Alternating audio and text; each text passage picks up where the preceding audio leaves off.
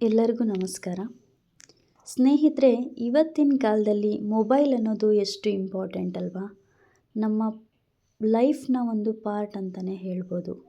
Mobile ಎಷ್ಟು ಮುಖ್ಯನೋ ಹಾಗೆ mobile number ಕೂಡ ಅಷ್ಟೇ ಇಂಪಾರ್ಟೆಂಟ್ ಆಗಿರುತ್ತೆ.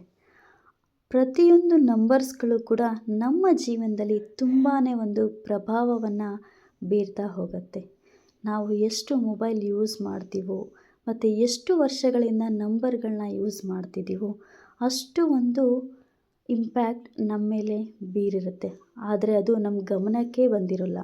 ಆ ಒಂದು ಪ್ರಭಾವ ಪಾಸಿಟಿವ್ ಆಗಾದರೂ ಆಗಿರ್ಬೋದು, ಇಲ್ಲ ನೆಗೆಟಿವ್ ಆಗಾದರೂ ಆಗಿರ್ಬೋದು. ಅದರಲ್ಲೂ ಕೆಲವರಲ್ಲಿ 2ರಿಂದ 3 ನಂಬರ್ ಯೂಸ್ ಮಾಡ್ತಾ ಇರ್ತಾರೆ.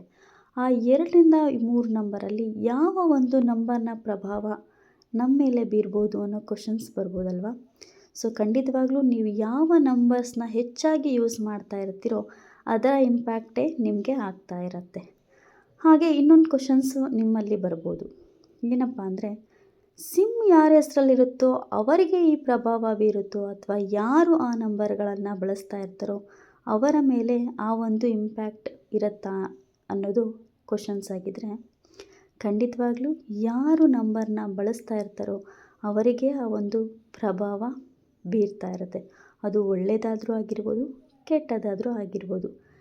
ನಮ್ಮ ಒಂದು ಜೀವನದ ಸಕ್ಸಸ್ ಮತ್ತು ಫೇಲ್ಯೂರ್ಸ್ಗೆ ಈ ಮೊಬೈಲ್ ನಂಬರ್ ಕೂಡ ಕಾರಣ ಆಗಿರುತ್ತೆ. ಯಾವುದು ಹಾಗಾದರೆ ಒಳ್ಳೆಯ ನಂಬರು, ಯಾವ ಬೆಸ್ಟ್ ಪೇರಿಂಗು ಒಳ್ಳೆಯದು ಅನ್ನೋದು ತಿಳ್ಕೊಬೇಕಾ?